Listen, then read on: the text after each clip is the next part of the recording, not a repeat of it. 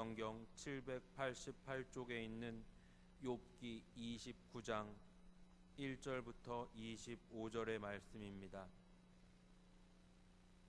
구약성경 788쪽에 있는 욥기 29장 1절부터 25절까지의 말씀입니다. 찾으신 말씀을 함께 읽겠습니다. 욥이 풍자하여 이르되 나는 지난 세월과 하나님이 나를 보호하시던 때가 다시 오기를 원하노라. 그때에는 그의 등불이 내 머리에 빛이 없고 내가 그의 빛을 힘입어 암흑에서도 걸어 다녔느니라. 내가 원기 왕성하던 날과 같이 지내기를 원하노라. 그때에는 하나님이 내 장막에 기름을 발라 주셨도다. 그때에는 전능자가 아직도 나와 함께 계셨으며 나의 젊은이들이 나를 둘러 있었으며 젖으로는 내 발자취를 씻으며 바위가 나를 위하여 기름 시내를 쏟아냈으며 그때에는 내가 나가서 성문에 이르기도 하며 내 자리를 거리에 마련하기도 하였느리라. 나를 보고 젊은이들은 숨으며 노인들은 일어나서 서며 유지들은 말을 삼가고 손으로 입을 가리며 지도자들은 말소리를 낮추었으니 그들의 혀가 입천장에 붙었느니라. 귀가 들은즉 나를 축복하고 눈이 본즉 나를 징언하였나니 이는 부르짖는 빈민과 도와줄 자 없는 고아를 내가 건졌음이라. 망하게 된 자도 나를 위하여 복을 빌었으며 과부의 마음이 나로 말미암아 기뻐 노래하였느니라.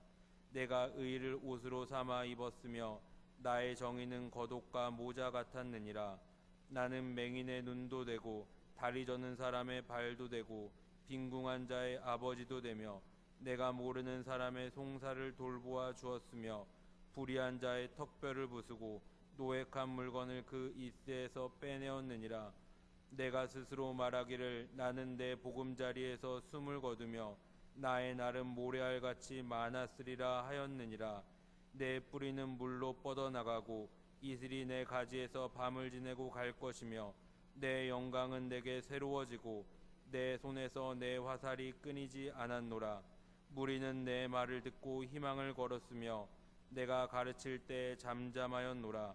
내가 말한 후에는 그들이 말을 거듭하지 못하였나니 나의 말이 그들에게 스며들었음이라. 그들은 비를 기다리듯 나를 기다렸으며 봄비를 맞이하듯 입을 벌렸느니라. 그들이 의지 없을 때에 내가 미소하면 그들이 나의 얼굴빛을 무색하게 아니하였느니라. 내가 그들의 길을 택하여 주고 으뜸되는 자리에 앉았나니 왕이 군대 중에 있는 것과도 같았고 애곡하는 자를 위로하는 사람과도 같았느니라. 욥과 세 친구의 대화가 이제 거의 끝이 납니다. 말은 점잖지만 세 친구의 반복되는 이야기는 그래도 욥이 잘못한 게 있는 게 아니냐라는 질문이고 욥은 아니다, 잘못한 게 없다라는 대화가 반복되고 이 대화에서는 답을 찾지 못하고 대화가 이제 마무리가 됩니다. 그러다 오늘 본문에 와서 큰 아픔을 겪었고 지쳐있던 욥에게서 나오는 말은 바로 지난 세월입니다. 과거를 회상하며 좋았던 때를 이야기합니다. 재밌는 건 교회에서 성도분들과 대화를 하다 보면 이런 이야기를 참 많이 듣습니다. 옛날에는 좋았을 때는, 돈을 많이 벌었을 때는, 괜찮은 자리에 있었을 때는, 힘이 있었을 때는 이야기를 종종 하십니다. 그런 말씀을 하실 때 보면 얼굴에 미소가 띄고 활기가 돕니다. 사람에게 과거의 추억이라는 건 참 좋습니다. 그 추억은 소소한 기쁨을 줍니다. 그런데 그게 심하면 과거에만 매여 있게 됩니다. 과거의 추억에만 갇히게 됩니다.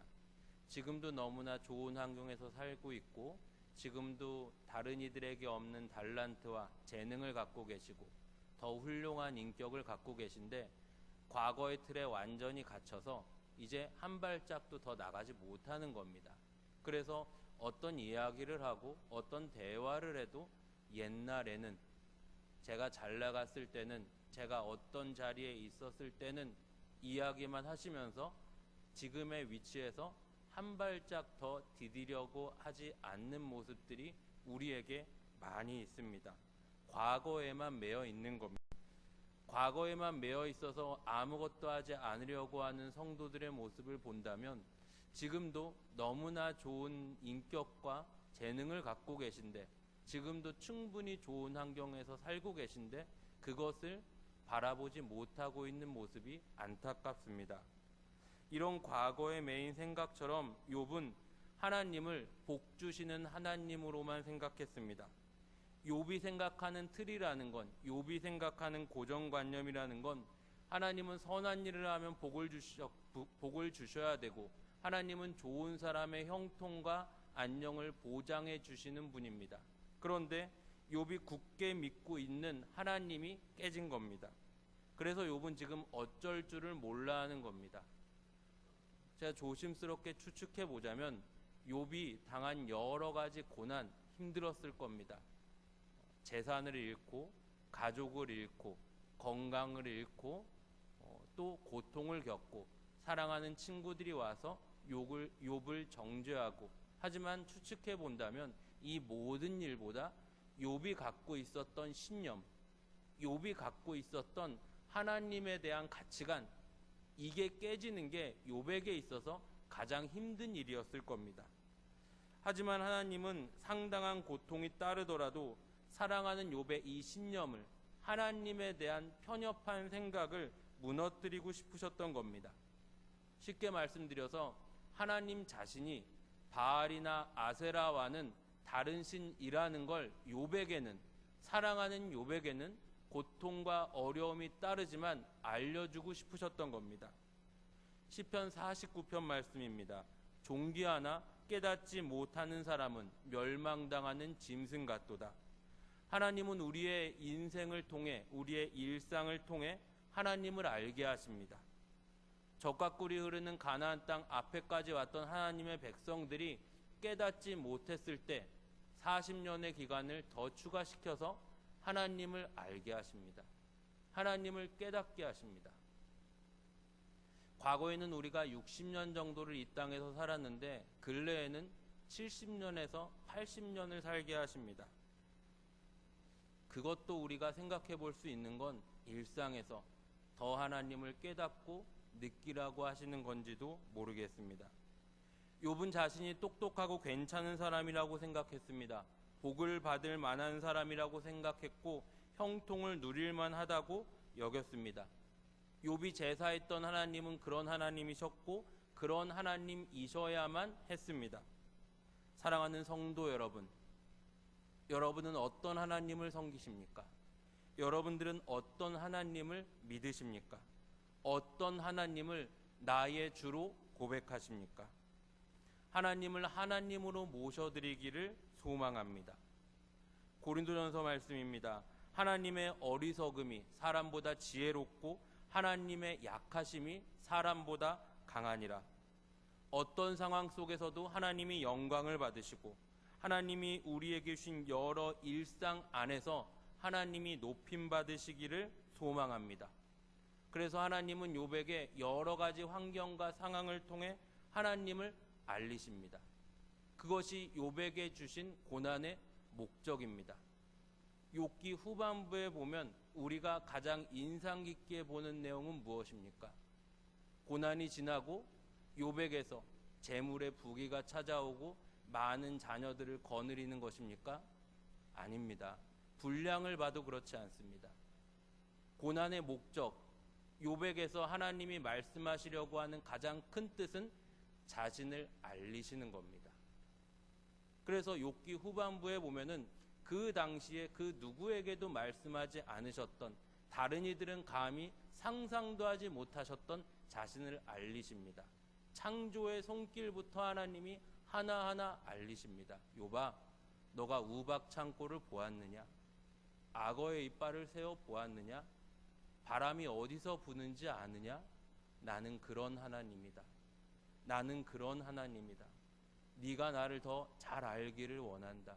나는 그런 하나님이다. 그 내용으로 욥기가 마무리가 되고 간략하게 그리고 나서 재물의 복도 있었다로 가는 게 욥기의 목적이 됩니다. 혼란한 상황 속에서 우리가 반드시 붙들어야 할 것은 하나님의 말씀입니다. 예수님의 십자가입니다. 아들을 내어주시기까지 우리를 사랑하셨던 주님이 우리에게 좋은 것 주시고 반드시 우리에게 좋은 것으로 복을 주십니다. 믿음의 눈으로 현상보다 상황보다 눈을 들어 하나님의 약속을 바라보시는 여러분들이 되시기를 바랍니다.